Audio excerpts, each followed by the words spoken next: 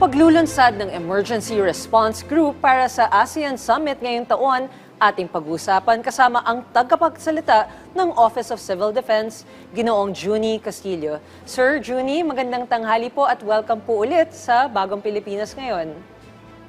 Magandang tanghali, Yusuf Mars. Magandang tanghali Sir Joshua at mga tagapanood po natin sa Bagong Pilipinas. Sir, una po sa lahat, ano po ba yung naging batayan ng OCD sa pagbuo po ng Joint Task Force Group Emergency Preparedness and Response para po sa ASEAN Summit 2026? Yusuf Mars, since last year, nagpaplano yung ating bansa, the whole of government, para nga dito sa pag-host natin sa ASEAN. And then one of the 7 committees doon, yung Committee on Security, Peace and Order, Emergency Preparedness and Response, chaired by the INC. And then maraming po kasama rin ako doon of Civil Defense.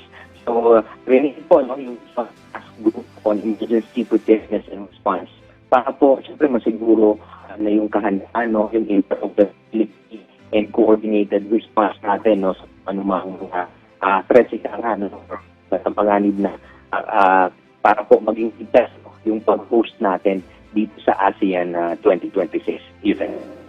Sir Junie, can you explain to us po, pakipaliwanag po, ano po yung papel o yung role ng OCD sa pangunguna ng task group na binubuo po ng AFP, PCG at ng BFP?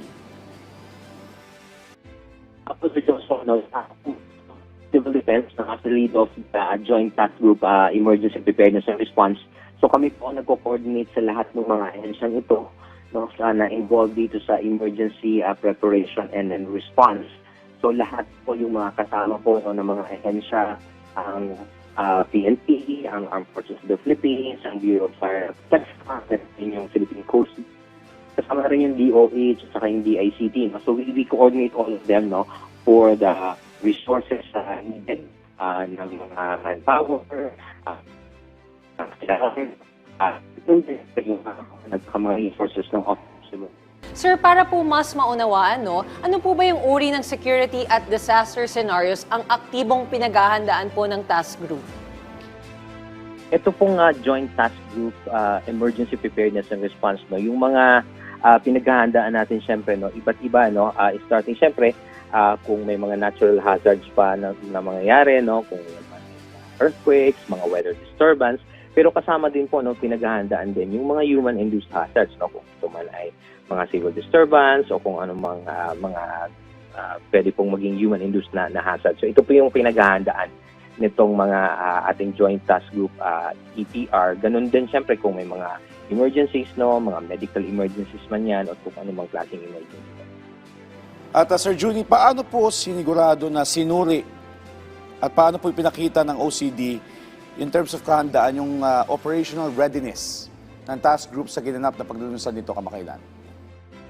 Tama, Joshua, nung inulunsad nga itong ating Joint Task Group Emergency Preparedness and Response, ang ginawa actually natin dito, iprinisenta natin sa National Organizing Council, yung Committee on Security, Peace and Order, Emergency Preparedness and Response, iprinisenta natin yung mga ahensyang kasama kabilang dito, yung binabanggit ko kanina, yung Philippine National Police, yung Armed Forces of the Philippines, yung Bureau of Fire Protection, ganun din yung Philippine Coast Guard, ang DICT at saka yung DOH na kabilang din dito sa joint task group natin. Ganun din syempre yung mga manpower at saka mga resources na ilan sa mga equipment na gagamitin nila ay kumbaga ipinakita natin, ipinisenta sa National Organizing Committee. Ganun na rin syempre sa publiko that we are as prepared para nga dito sa hosting natin itong ASEAN 2020. Okay.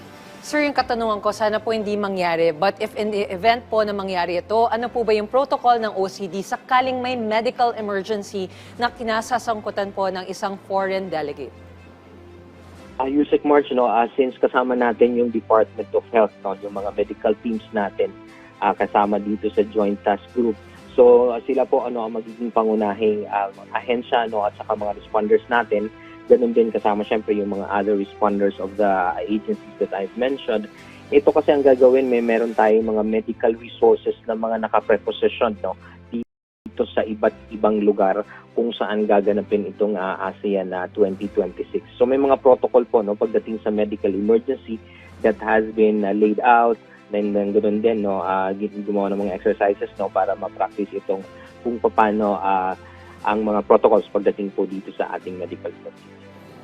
And Sir Junie, we understand, nasa mahigit 200 ASEAN-related meetings ang gagawin sa iba't ibang rehiyon. Paano po pamumunuan ng OCD ang koordinasyon dito? Tama ka doon sa dami ng mga ASEAN-related meetings, Sir Joshua, no? Pero yung OCD naman kasi, hindi lang kami, kumbaga, yung lead na coordination, no? This is actually, no, a whole of government approach ang ginamit dito, no? So, iba't ibang committees, no? May mga committees po tayo, no? That includes yung sa security, peace and order, meron din dyan sa infrastructure, sa transport and telecommunications, ganun din siyempre sa tourism, hospitality, sa finance, business, at media affairs.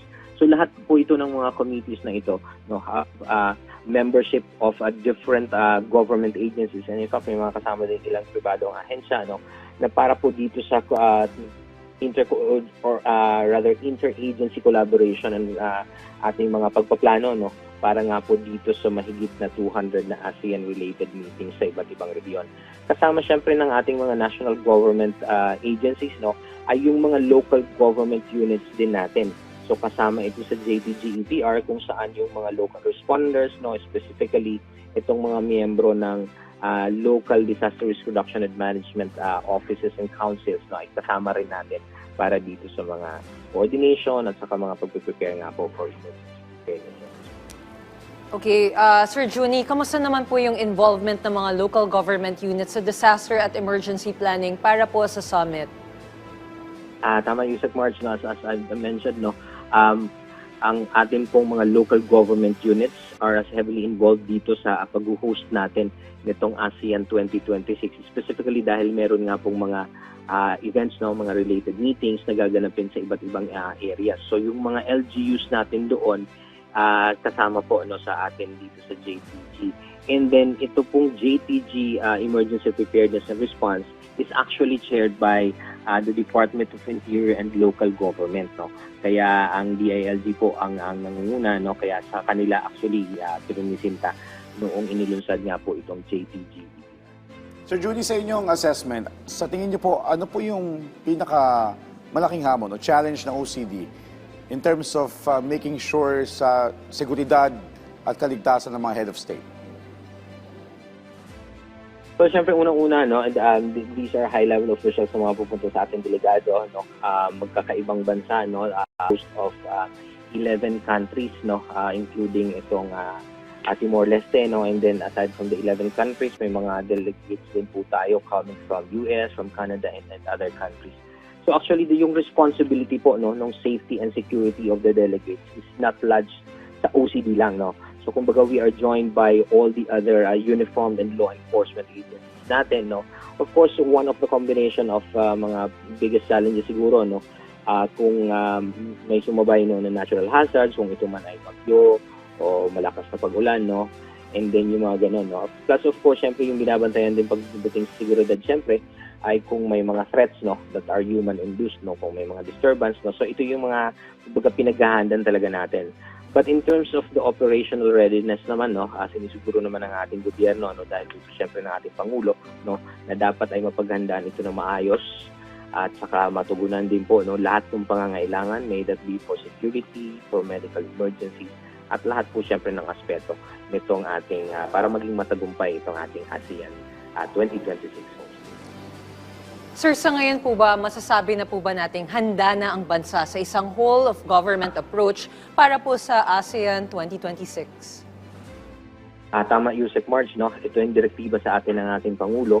Matagal na pinagplanuhan, sama-sama lahat ng mga ahensya ng gobyerno, no, para maging matagumpay itong ating hosting, no, ng ASEAN 2026.